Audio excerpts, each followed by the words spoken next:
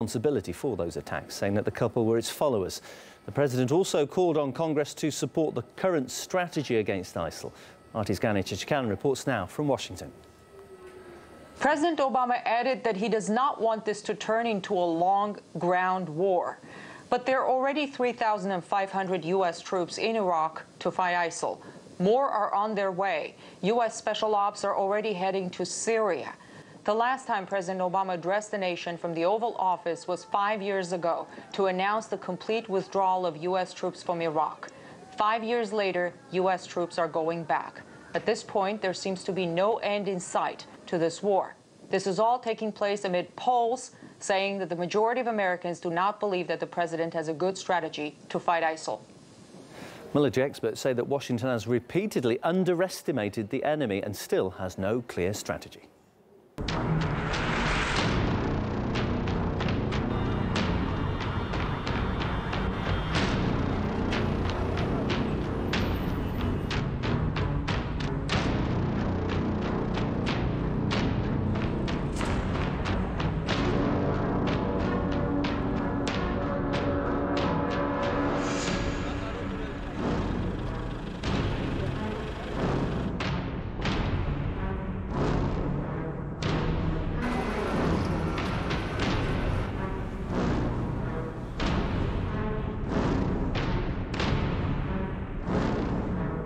I think the Obama administration seems to be fairly hapless. It knows that the United States policy has been an utter catastrophe. They funneled arms and money into the armed opposition groups. They brought down the Libyan government before that in 2011. All of these actions created the political space for ISIL. ISIL grew up. Obama said, hey, they're the JV team. We will contain them. ISIL is not contained. They're striking Paris. They're bombing civilian airliners from the Sinai. They're blowing people up in Turkey, in the southern suburbs of Lebanon, and inside the United States. The United States is responsible for this fragmentation, but Obama seems, as of yet, unable to summon the will to say, yes, we will partner with the Syrian Arab Army, the main fighting force, the indispensable fighting force if ISIL is to be defeated in Syria, and of course to partner with Russia. There seems to be a contradictory position, almost a schizophrenia in U.S. foreign policy as a consequence. Meanwhile, ISIL continues to expand into countries that experienced foreign military interventions. RT's Emily Sue looks at the jihadists' latest gains. Iraq and Syria is where the world's focusing its efforts to wipe ISIL off the map. But we know they're a group not contained by borders. Here's just a few incidents over the past week alone. On Sunday, a car bomb in Yemen killed the governor of the southern port city, Aden. General Jafar Mohammed Saad and 6 of his bodyguards died when a suicide bomber rammed his car into the governor's vehicle. As ever, ISIL swiftly threatened more attacks in the future. And they're on the move, having now seized 4 districts in eastern Afghanistan, near the key commercial city of Jalalabad. These photos emerged online, showing as many as 1,600 jihadist fighters being trained and looking terrifyingly better equipped than the once powerful but now divided Taliban. ISIL militants also claim to have killed the Taliban's leader. And in Libya, Islamic State seized the northern city of Sirte. About 5,000 militants currently control the surrounding areas, situated just across the Mediterranean from Europe's shores. The UN warns that Libya is becoming ISIL's next big stronghold. Well, Islamic State first manifested in Iraq, with former officers from Saddam Hussein's army at the core of the terrorist group. We spoke to Gura Ireland, the former head of the Israeli National Security Council. He told us concerns over a possible Islamic caliphate, they were being raised back at the start of the American intervention in Iraq. It was about 12 years ago, a short time after the American invasion to Iraq. The Russians predicted that this war was not going to be very successful. They understood that Iraq might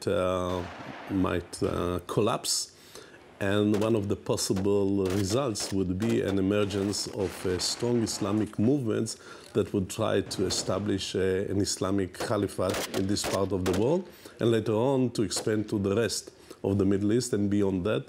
And in this regard, I must admit that the Russians were absolutely correct. Other countries in the region did underestimate this possible phenomena. And actually, they continue to underestimate the threat of ISIS. And I think that the international community should find a way to better cooperate, especially between Russia and the rest of the European countries vis-à-vis ISIS. And unfortunately, it does not happen. A petition calling for Turkey to be listed as a state sponsor of terrorism has been registered on the White House website. The flow of ISIL's oil into Turkey, as well as the number of foreign fighters crossing the border into Syria, are listed as reasons. We caught up with the author of the petition, Jim Jatras, who's a former US State Department official. What I want to see is that Americans and people all over the world go to the White House website and see a true statement about Turkey as an abettor of terrorism, and ask the question, why is it not listed as a state sponsor, which by all accounts it is? It's amazing, since the shoot down of the Russian Sukhoi, since the evidence of Erdogan's trafficking in oil, it's amazing the number of commentaries you're now seeing here in the United States saying, why are we allied with this country anyway? Why is Turkey in NATO? France's far-right National Front party has topped the exit polls in the first round of regional elections, which came just 3 weeks after the Paris terrorist attacks. The anti-immigration Eurosceptic movement has up to 30% of the vote. That's according to early estimates. No official results have been declared as yet, with a second round of voting to be held on December 13th. National Front leader Marine Le Pen addressed cheering supporters following the vote.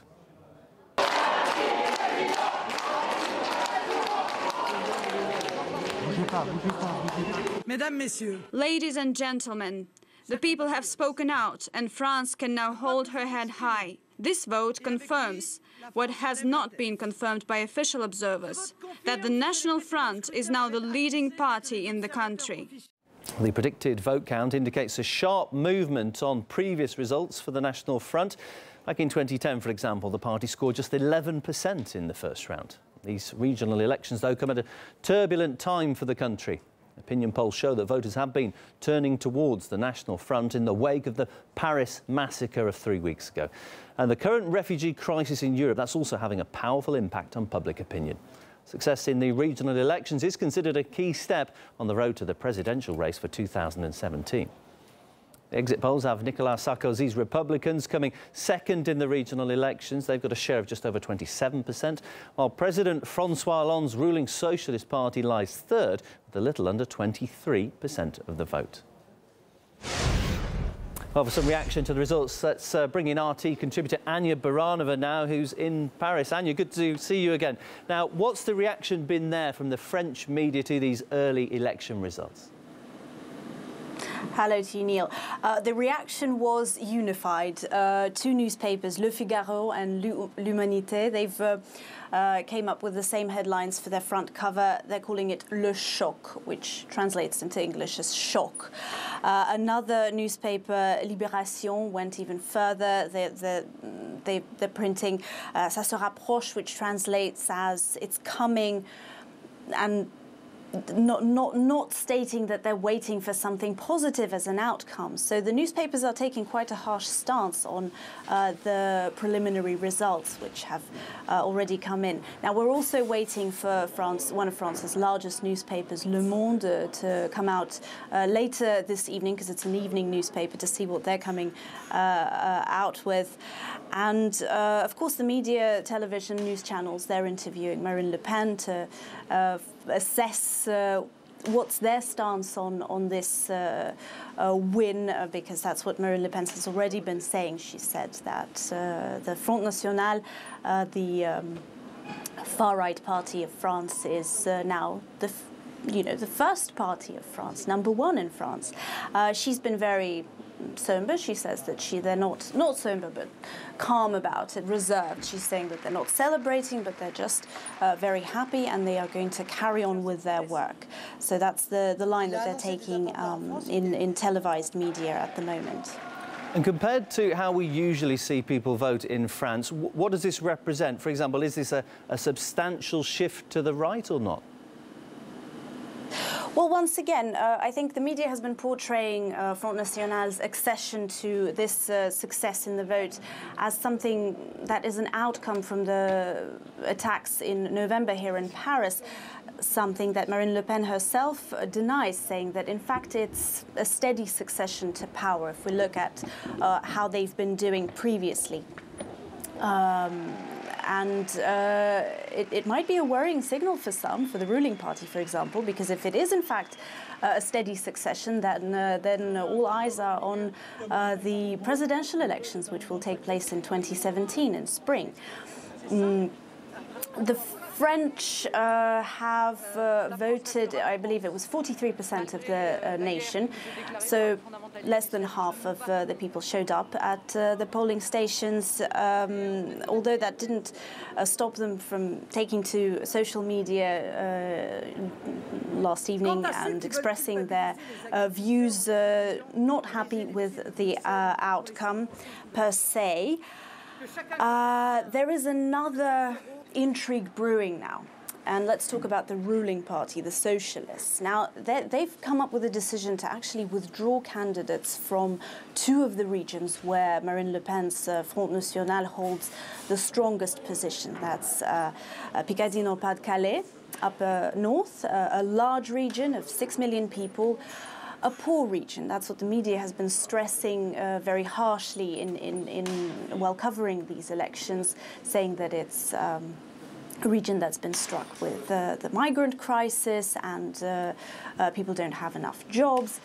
Around 18% of the population, I believe, don't have a job there. And that's also due to the fact that historically it's a coal mining region. So many people have lost their jobs due to the fact that the industry is no longer holding strong.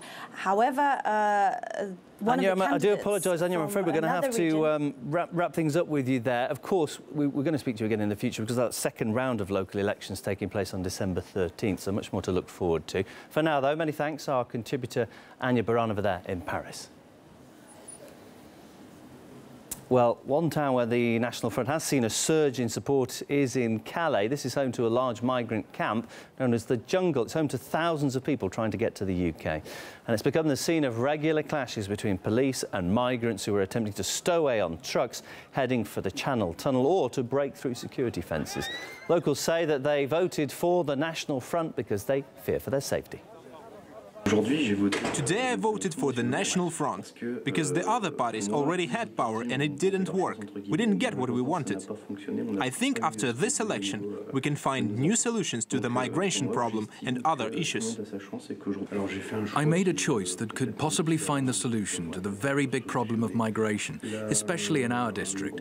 I live very close to the so-called jungle. The migrants are now more aggressive. We live in insecurity every day.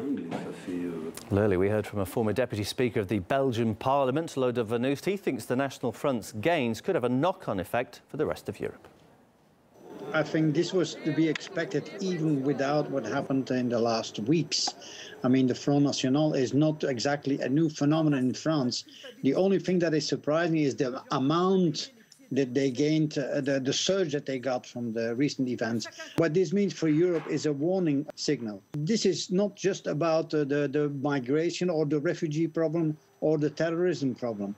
I mean, it's not a coincidence that the FN scores the best in the regions, in the areas, in the cities, in the suburbs that are hit most hard by the neoliberal economic policies of the government. There is an undeniable relation between those issues. These are people that are totally alienated from the traditional parties. They do not feel represented anymore. Absolutely, this is a warning signal to the rest of Europe. Well, if the final results bear out the exit polls, it will be a blow for France's socialist president, François Hollande, and perhaps the photo op of him casting, or at least trying to cast his vote on Sunday, was something of an omen. Merci.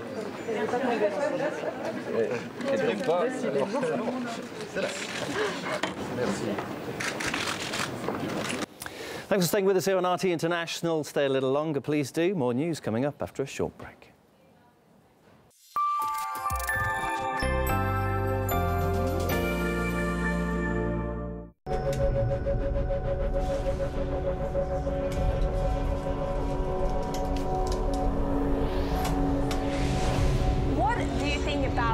question. Easy right or wrong, but I definitely think sanctions are better than conflict. You don't perform for diplomatic reasons. You perform for humanitarian ways. I'm talking obviously about Edward Snowden. I believe he's a hero. I believe he's coming directly from his heart.